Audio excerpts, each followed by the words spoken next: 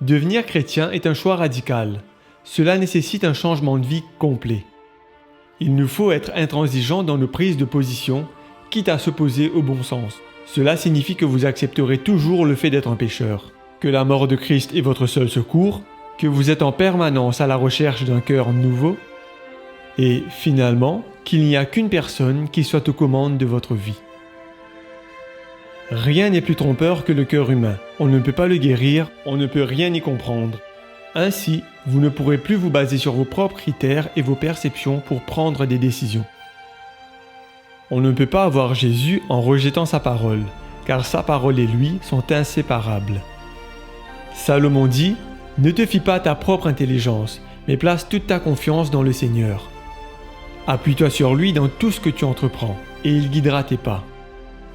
Ne te fie pas à ton propre jugement, mais soumets-toi au Seigneur et détourne-toi du mal.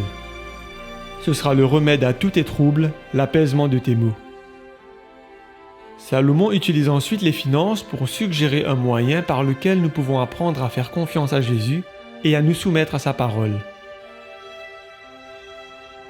Honore le Seigneur en lui offrant une part de tes revenus. Donne-lui le meilleur de tes récoltes. Alors tes greniers seront remplis de blé et tes tonneaux déborderont de vin.